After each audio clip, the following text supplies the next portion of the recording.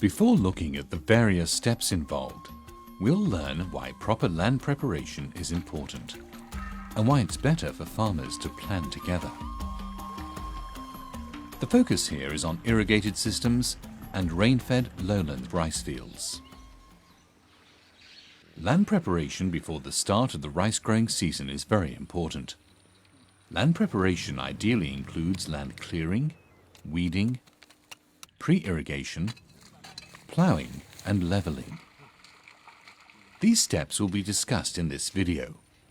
It should be realized that in some cases, farmers may opt for zero tillage if they lack the resources to plough. In such cases, the field is cleared and flooded for 1 or 2 months before transplanting without ploughing and levelling. In a field that's well prepared, rice plants germinate and grow easier.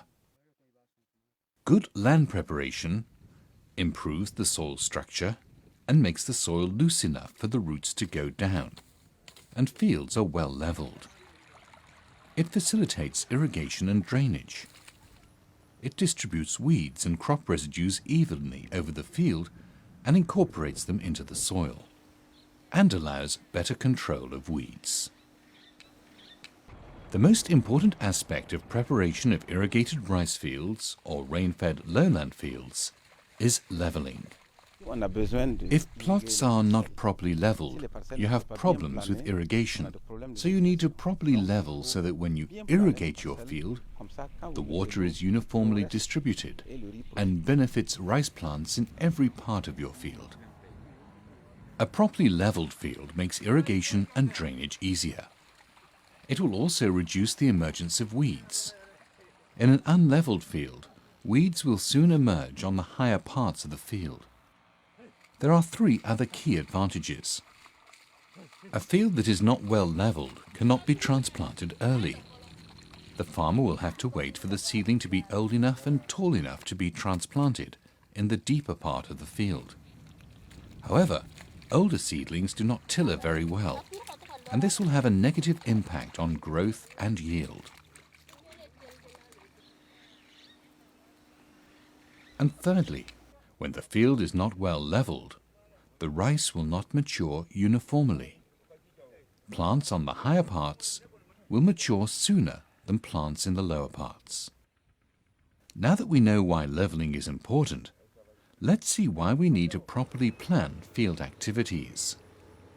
Farmers in a given area should try as much as possible to start the cropping season around the same time. If crops develop evenly across fields, many field operations will be simplified, such as bird control and water management. Planting all fields in an irrigation scheme or valley bottom around the same time requires good organization and will usually only be feasible when animal traction or machines are available to prepare the land, and if harvesting and post-harvest operations are mechanized. If you have animals or a 2-wheel tractor, you can prepare your land fast and respect the appropriate time to plant your rice. Now let's have a look at the different steps involved in land preparation. Clearing and weeding the field. Here you need to clear the field and place all taller vegetation on the bunds. Cut and mix the smaller vegetation with crop residues and spread out over the field. With pre-irrigation, the field is flooded during 2 to 3 days to soften the soil, to help with ploughing, and kill or chase off insects that hide in the crop residues. Ploughing can be done by hand with a traditional hoe, by power tiller, or with an animal-drawn plough. With the first ploughing, you turn and loosen the soil, incorporate rice straw and other plant residues to hasten their decomposition. Break up soil clogs. Increase contact between the soil and the water. First ploughing should ideally be done a few weeks before sowing or transplanting to allow enough time for the weeds and crop residues to decompose. By flooding the field with about a 10 centimeter layer of water, During 2 to 3 weeks, you will kill insect pests that hide in weed and crop residues and in the soil. Decompose plant residues. Allow weed seeds to germinate or rot. Afterwards, apply organic inputs such as domestic waste, manure, compost.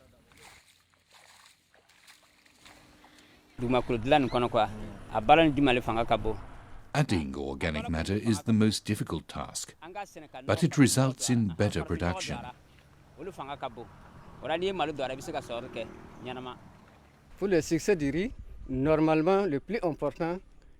To obtain a good crop, normally the most important activity after ploughing the land is to apply organic materials such as animal manure. If you manage to add sufficient organic inputs, you'll not need extra mineral fertilizers. So it's very important to improve your soil with organic materials, as this will boost your crop.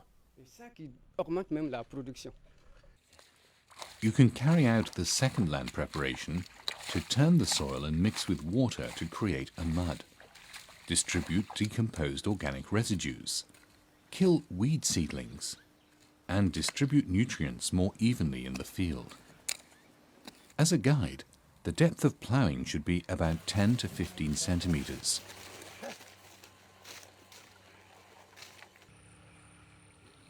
In order to have better control of water and reduce water use, many farmers have invested in leveling their land. This can be done in 2 stages. In the first operation, you need to achieve a first rough leveling to lower the higher parts of the field and spread this out in the lower areas. After ploughing and flooding, you need to do a second, more precise leveling.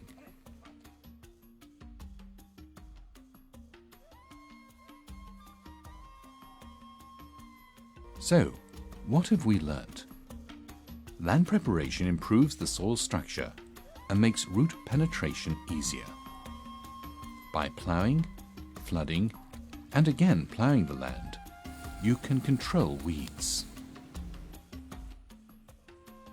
You can distribute weed and crop residues, organic inputs, evenly over the field and incorporate them into the soil.